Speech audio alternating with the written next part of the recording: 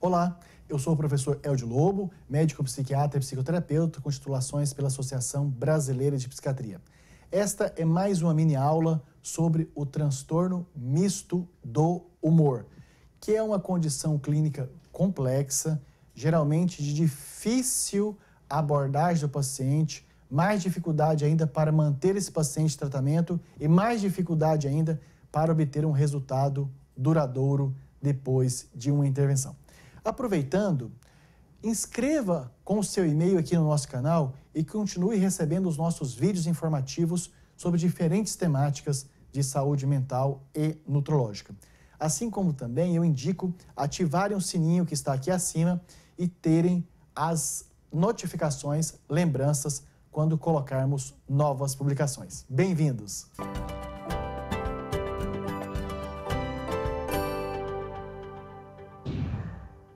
Profissionais da saúde mental necessariamente vão ter momentos de contatos com pacientes com transtorno do humor misto, que de maneira muito reducionista tem como características a expressão de fases de tristeza, desânimo, desejo de morte, baixa estima, rapidamente alternando com fases de euforia, irritabilidade, alegria extrema sem motivo e em vários momentos esses sintomas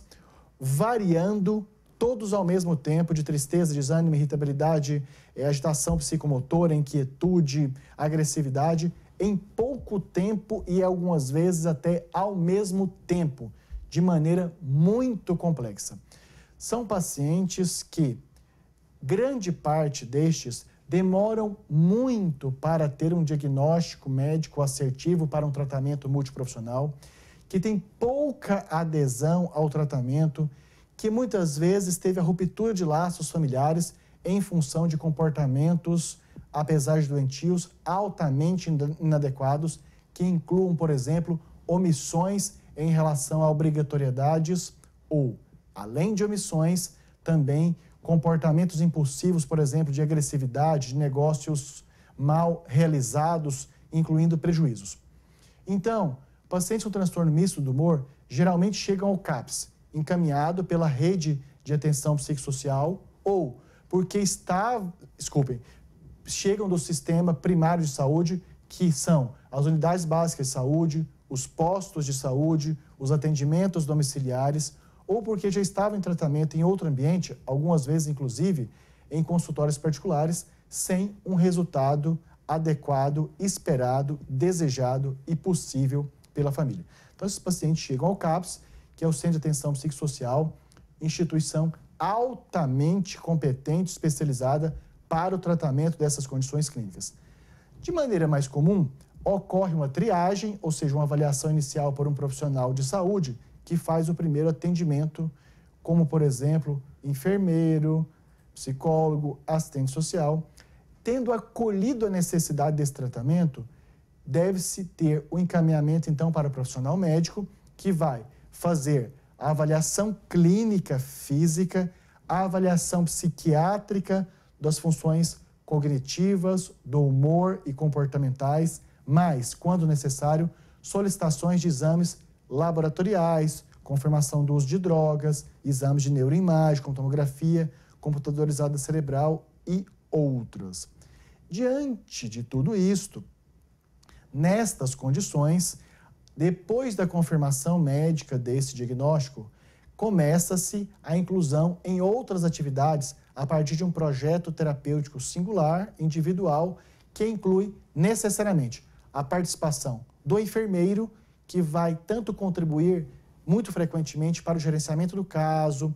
para a supervisão do uso e de liberação da medicação, junto com o farmacêutico, que nem sempre é um profissional que está presente no CAPS, mas dos psicólogos com todas as intervenções psicoterapêuticas, que pode ser na modalidade terapia cognitivo-comportamental, psicodrama, psicanálise, psicoterapia breve, tanto individual como em grupo, e uma outra necessidade, que não necessariamente precisa ser dos colegas psicólogos, pode ser de outros profissionais também, que é de psicoeducação, ou seja, de transmissão dê informações que dizem respeito à prevenção da doença, à doença, ao tratamento, ao prognóstico, à reabilitação, ao planejamento de como conviver com esse adoecimento. Então, estes grupos de psicoeducação devem acontecer tanto com pacientes, como também para familiares e cuidadores. Os assistentes sociais são fundamentais por várias atividades, algumas delas imprescindíveis. Visita domiciliar, ou seja, a compreensão desse indivíduo paciente holístico no seu todo,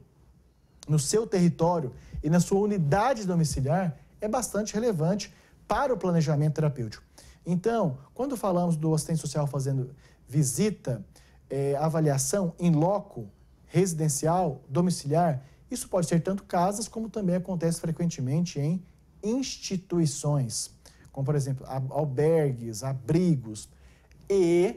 o transtorno misto do humor precisa também da intervenção do terapeuta ocupacional, já que muitos desses pacientes, especialmente quando demoraram muito para serem diagnosticados e tratados, acabaram tendo perdas importantes de capacidades de relacionamento, de trabalho, de resolução de problema, de altos cuidados, e o que o terapeuta ocupacional pode, de maneira